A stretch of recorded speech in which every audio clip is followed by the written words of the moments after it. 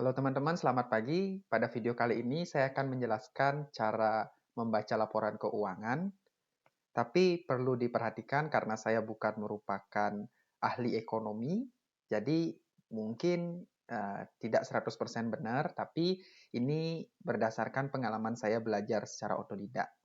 Nah, perusahaan yang akan digunakan sebagai contoh adalah perusahaan Sido Muncul. Kalau kalian belum tahu Sido Muncul, itu yang buat tolak angin, karena laporan keuangannya salah satu yang paling sederhana dan mudah dibaca. Nah, pertama, laporan keuangan bisa didapat di website perusahaan atau di tempat Bursa Efek Indonesia. Tapi biar lebih mudah, kita akan cari yang di website perusahaan. Nah, kita pertama ke Google Chrome. Ketika kita mencari website perusahaan, umumnya dia langsung, ini saya udah cari. Umumnya kita akan diarahkan ke beranda. Nah, jadi akan muncul tampilan seperti ini. Untuk bahasa ya biasa bisa dipilih Inggris atau Indonesia. Yang pertama kita harus cari itu adalah di bagian hubungan investor. Nah, tidak semua perusahaan ada laporan keuangannya yang di-upload ke publik, hanya perusahaan terbuka. Salah satunya Sido Muncul. Di hubungan investor kita cari informasi keuangan, lalu laporan keuangan. Nah, di sini ada banyak laporan keuangannya, akan saya gunakan laporan keuangan terbaru, yaitu ini, 30 Oktober 2023.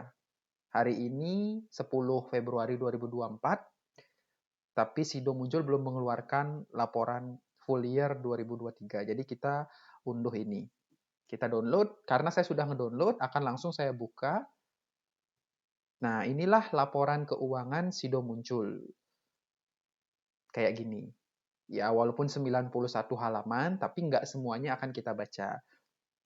Laporan keuangan terdiri dari 3, setahu saya, yaitu laporan posisi keuangan, ini yang saya tandai, terus laporan laba rugi, dan laporan arus kas. Yang lainnya saya kurang tahu.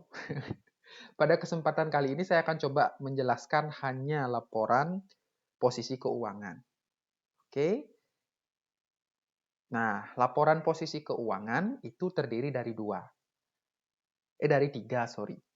Aset, yang kedua adalah liabilitas, dan yang ketiga adalah ekuitas. Penjelasan masing-masingnya nanti, tapi yang pertama sebelum kita menjelaskan apa itu aset, perlu diketahui bahwa bagi yang pertama baca laporan ini, wah ini tulisannya banyak banget, ribet, apa ini? Saran saya, yang pertama diperhatikan adalah penyajian angka. Nah, di dalam kurung ini ada tulisan disajikan dalam jutaan rupiah. Artinya apa? Artinya angka-angka ini semua itu dikali 1 juta. Misal, kas dan setara kas. Ada pos kas dan setara kas, itu jumlahnya 783.190. Nah, ini nih bukan 700.000 rupiah, tapi 700.000 rupiah dikali 1 juta. Itu artinya 783 miliar. Nah, angka yang lain juga sama.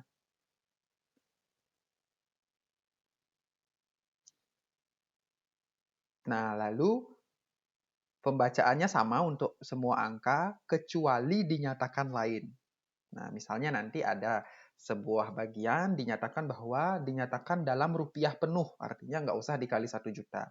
Nanti kalau saya ketemu, saya akan kasih tahu. Terus yang kedua, ini merupakan tanggal. Berarti angka yang ada di bawah ini itu adalah angka pada tanggal 30 September. Sedangkan yang di kanan itu 31 Desember 2022 yang ini. Nah, terus ada catatan. Catatan ini merupakan penjelasan dari pos ini. Misal, aset lancar, bagian kas dan setara kas, jumlahnya 780 miliar, catatannya ada di catatan 4. Catatan 4 ini ada di bawah. Jadi kita scroll ke bawah, lumayan jauh, jadi kita langsung klik kanan. Nah, ini kan 1 ini. 1, terus kita cari 2. Nah, supaya nggak pusing naik turun, saya sudah buka, saya sudah buka satu file yang sama di Google Chrome. Nah, di Google Chrome saya buka bagian catatannya. Jadi ketika misalnya saya ingin melihat catatan dari pos ini, saya bisa langsung Ctrl Tab, langsung lihat Google Chrome. Nah, kayak gitu. Nanti akan saya jelaskan. Sekarang tuh cuma penjelasan bagian per bagian aja. Nah, terus misalkan kita coba baca yang pertama. Di bagian aset lancar, ada pos, kas, dan setara kas. 30 September 2023 jumlahnya 780 miliar, 31 Desember 2022 jumlahnya 923 miliar. Nah, berarti yang bisa kita simpulkan adalah kasnya Sido itu turun dari Desember 2022 dari 900 miliar ke 780 miliar pada tanggal 30 September 2023. Kenapa turun? Nah, di sini itu tidak ada penjelasannya di bagian laporan keuangan ini. Yang ada hanya pernyataan bahwa dia turun. Nah, kayak gitu. Tapi ada perbandingannya dari dari 31 Desember ke September. Nah, kayak gitu. Oke?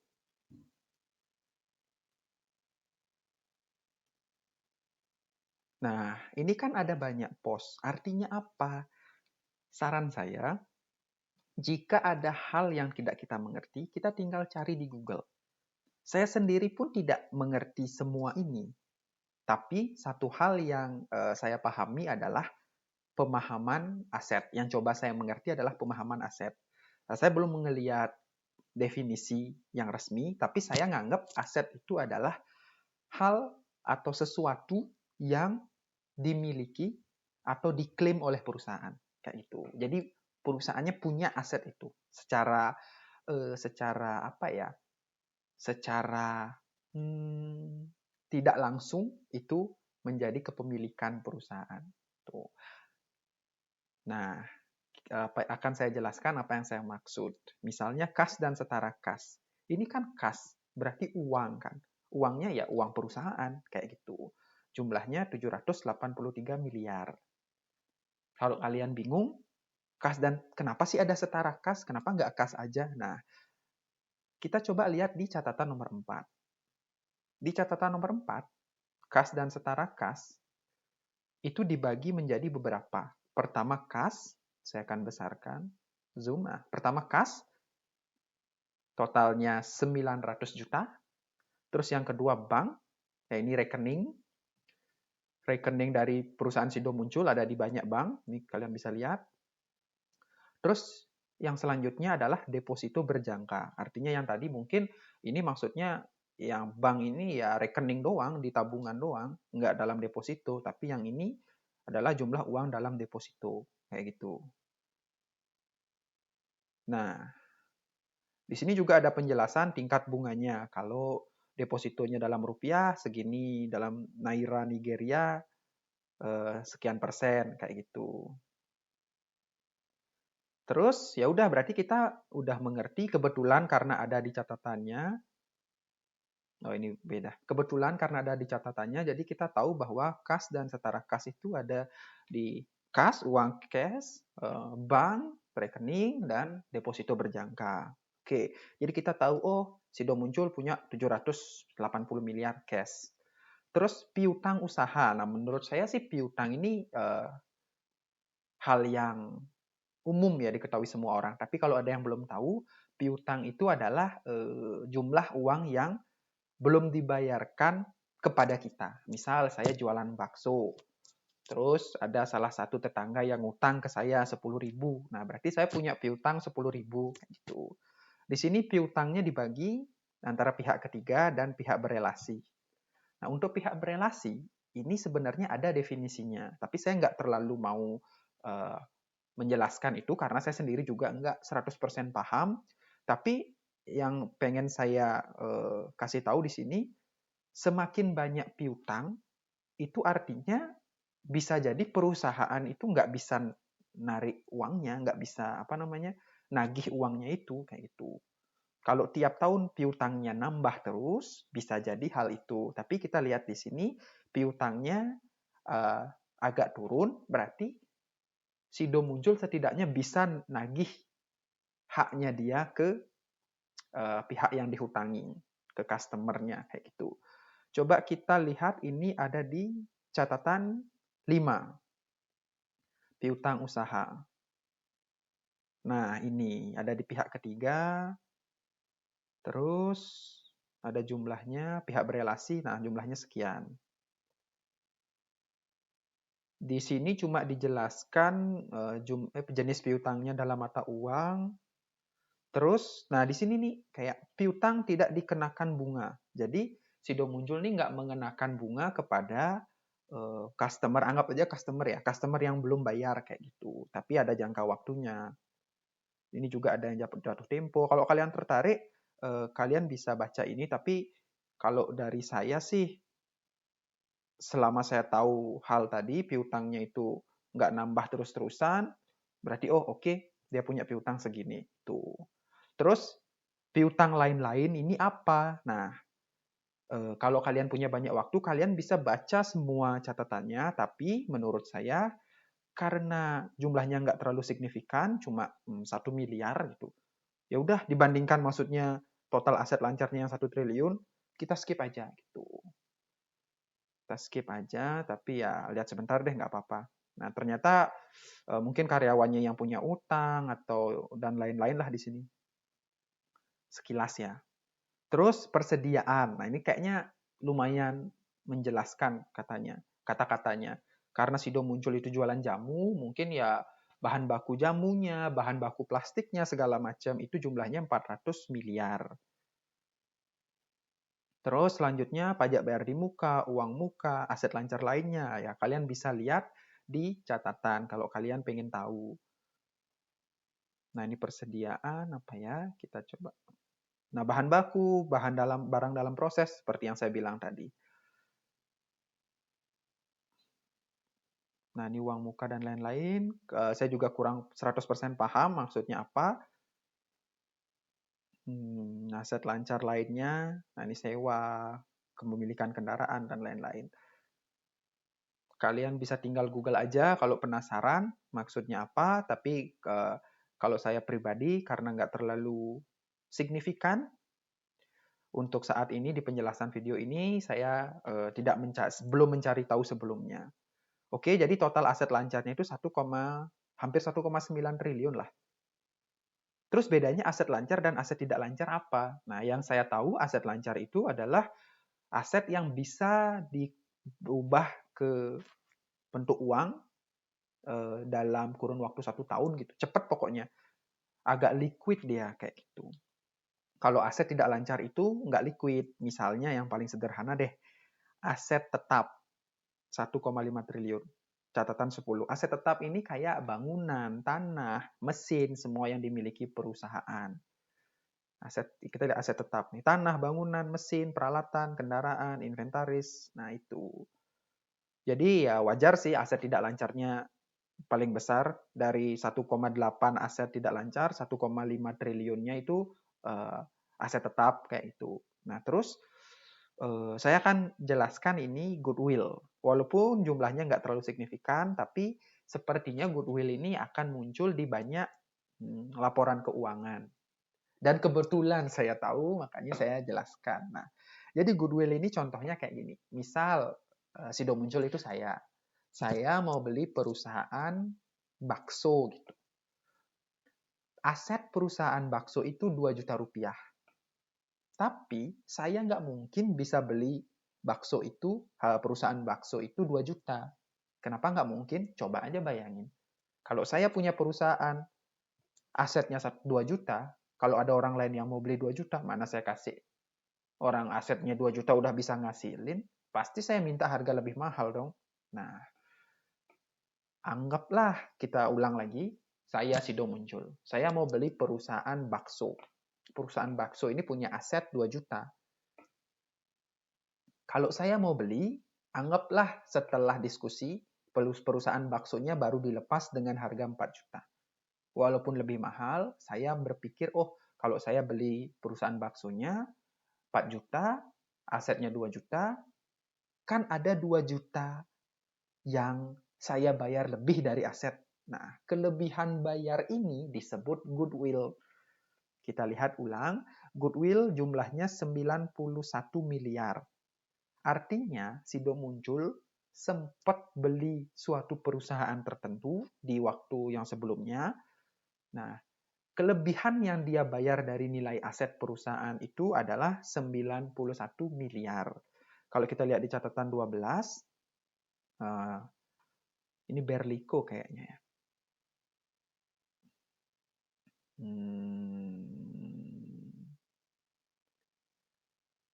Ada nggak ya?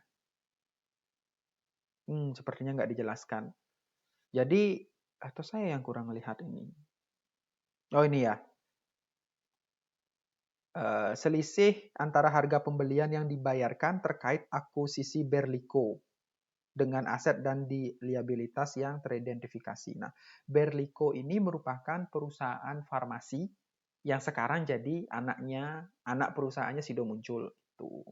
Saya udah baca laporan tahunannya, jadi saya tahu.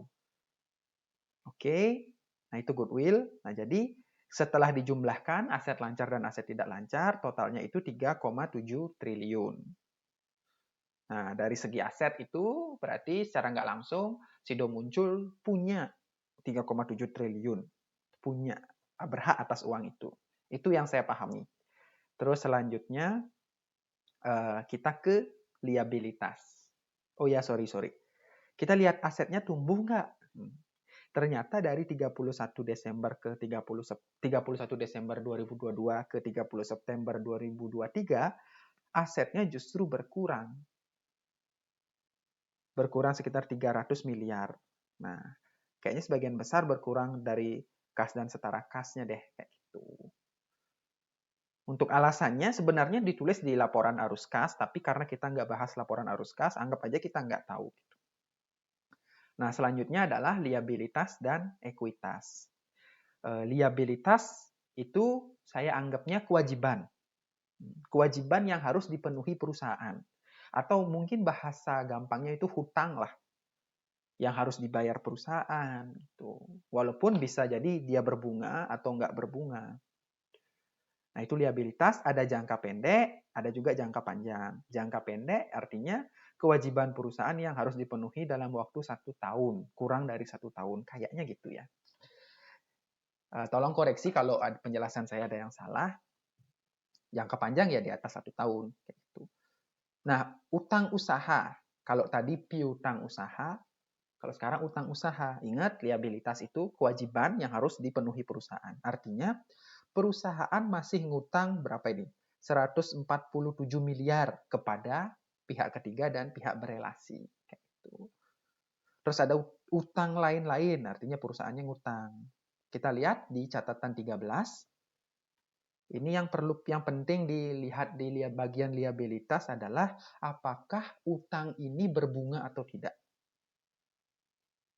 Nah, kita dikasih penjelasan rincinya. Utang usaha dalam mata uang apa, terus yang jatuh tempo, ini artinya si Sido Muncul belum bayar gitu ya.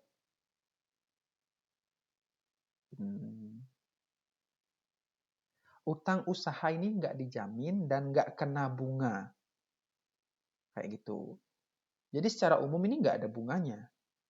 Apakah itu bagus atau enggak? Artinya bagus. Artinya perusahaan Sido Muncul nggak perlu bayar lebih. Kayak gitu. Kalau misalnya kita perusahaan ngutang ke bank, ya tiap bunga kita harus bayar, tiap bulan kita harus bayar bunga. Kayak gitu. Artinya ini bebas utang, utang lain-lain juga catatan 14, kayaknya sih bebas bunga ya. Dijelaskan nggak? Di sini nggak dijelaskan apa-apa, tapi setahu saya sih nggak berbunga karena di Stockbit atau di sekuritas lain itu jumlah hutang Sido Munculnya ditulis 0 kayak gitu. Tapi siapa tahu kalian lebih tahu, silakan tulis di kolom komentar. Nah, ini juga hal-hal lain yang harus dipenuhi. Yang saya sempat cari itu beban akrual. Beban akrual itu apa? Nah, beban akrual itu misalnya kayak gini. Misalnya Sido muncul punya satu karyawan. Gajinya 3 juta satu bulan. Berarti satu hari gajinya 100.000, benar nggak? 100.000 kali 30, 3 juta. Oke. Karyawannya gajian tanggal 25. Berarti pas tanggal 25 Sido muncul ngasih 3 juta. Itu dari bulan sebelumnya, benar nggak? Dari bulan sebelumnya sampai tanggal 25 itu dikasih 3 juta. Nah, tanggal 26, 27, 28, 29, 30, karena tanggal 30 nih nulis laporan keuangannya, berarti ada 4 hari gaji yang belum dibayar sama Sido muncul. Dibayarnya kan bulan depan. Nah, walaupun dibayarnya bulan depan, di beban akrual ini harus ditulis. Artinya 4 dikali 100.000 gaji per hari, artinya ada 400.000 beban akrual yang harus dibayar Sido muncul. Bukan ngutang dalam arti belum bayar, tapi memang karena laporan keuangannya ditulis tanggal 30, sedangkan pembagian gajinya tanggal 25, ya ada 4 hari yang secara nggak langsung belum dibayar gajinya oleh Sido muncul. Nah, itu beban akrual. Terus yang lain saya belum cari tahu, tapi yang jelas dalam kurun waktu secepatnya, kurang dari 1 tahun, Sido muncul punya kewajiban membayar atau melunasi 300 miliar. Terus yang liabilitas jangka panjang, ini nggak terlalu gede atau bahkan kecil banget, cuma 41 miliar. Biasanya perusahaan-perusahaan lain yang saya tahu punya hutang yang besar di bank, liabilitas jangka panjangnya itu jauh lebih besar dari liabilitas jangka pendek. Nah, terus juga cara ngeceknya, apakah liabilitas jangka pendek ini lebih besar dari aset lancar atau tidak? Kenapa? Karena kan liabilitas jangka pendek ini kewajiban yang harus dibayar perusahaan dalam waktu 1 tahun. Bayarnya pakai apa? Ya pakai aset lancar. Karena aset lancar ini bisa diubah ke dalam uang atau ke dalam kas, itu cepat ya, liquid ya. Jadi kalau aset lancarnya bisa membayar semua liabilitas jangka pendek, berarti perusahaannya bagus. Apalagi Sido muncul. Nggak usah aset lancarnya. Kas dan setara kasnya aja itu bisa membayar 2 kali liabilitas jangka pendek. Berarti perusahaannya ini bagus banget karena dia nggak punya utang, kasnya banyak, 2 kali lipat dari liabilitas jangka pendek kayak gitu. Itu yang saya pahami dari laporan keuangan ini. Terus yang selanjutnya ekuitas. Kalau kalian ribet, apa sih ekuitas ini? Ekuitas ini bahasa lainnya yang saya tahu itu modal. Gitu. Nah, modal saham nominal Rp50. Jadi harga satu saham yang dulu itu Rp50. Modal dasar apa nih? 1 juta, miliar, 100 miliar saham. Jadi kalau nggak salah, modal dasar 100 miliar saham ini artinya maksimal perusahaan itu bisa menerbitin 100 miliar saham. Ini ditulis di akte pendirian perusahaan. Tuh. Tolong koreksi kalau saya salah. Modal ditempatkan dan disetor penuh. Nah, walaupun maksimalnya 100 miliar saham, tapi ternyata dulu pas pendirian perusahaan ini cuma 30 miliar saham yang disetor. Gitu. Jadi nggak langsung para pendiri perusahaan ini nyetor 100 miliar, itu nggak. Yang dulu disetor itu cuma 30 miliar saham. Artinya modal yang ditempatkan 30 miliar saham dikali Rp50, yaitu 1,5 triliun. Nah ini ada 1,5 triliun modal awalnya.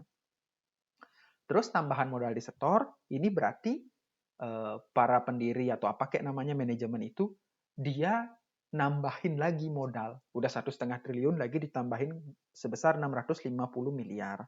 Coba kita cek aja catatan 19. Kok nggak bisa? Catatan 19.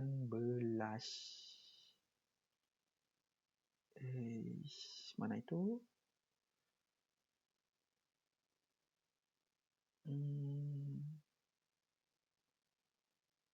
Nah, agio saham treasury, bla bla bla, ada banyak di sinilah. Nah, ini agio saham tuh baru mau saya jelasin. Ternyata udah ada di sini. Agio saham merupakan selisih antara harga jual dengan nilai nominal. Harga jual ini pas IPO, jadi ketika penawarannya itu, ketika Sido muncul jual di Bursa Efek Indonesia itu dijualnya Rp580 awalnya. Tapi kita tahu bahwa harganya 50 kan, ini 50. Tapi di sini ditulis 100. Nah, nggak tahu lah, anggaplah 100. Jadi 580 kurang 100 artinya 480. 480 ini adalah agio saham. Jadi tinggal dikali jumlah saham yang beredar, kayak gitu. Tapi nggak semua dijual. Yang dijualnya cuma 1,5 miliar saham ternyata yang diterbitkan. Itulah agio saham. Terus ini tambahan modal di setor. Ternyata, sorry saya ternyata salah tadi. Nggak di pendirinya nggak naruh uang lagi, tapi tambahan modal di setornya itu dari agio saham, yaitu selisih antara harga saham yang dijual di Bursa Efek IPO pas awal penjualan dengan selisih harga saham penuh di awal, kayak gitu. Itu dijadikan tambahan modal di setor sebesar 600 miliar. Nah, saldo laba itu dia uang dari laba tahun-tahun sebelumnya. Misalnya tahun 2021 ada laba 1 triliun, dipakainya 500 miliar, ada sisa 500 miliar, itu dimasukkan ke saldo laba. Nah, tapi saldo laba ini ada yang udah ditentukan, ada yang belum ditentukan.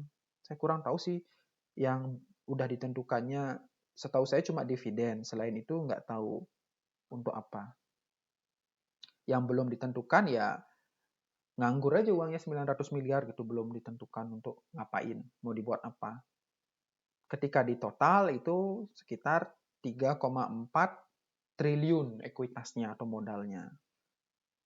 Jadi ya perusahaannya memiliki aset 3,7 triliun, liabilitas 300 miliar kecil, ekuitasnya jadi 3,4 triliun. Nah, seperti itu saja penjelasan laporan keuangan Sido muncul di bagian posisi keuangannya. Mungkin selanjutnya, di video selanjutnya, maksud saya akan jelaskan laporan keuangan di bagian laporan laba rugi. Oke, sekian. Terima kasih. Sampai jumpa di video selanjutnya.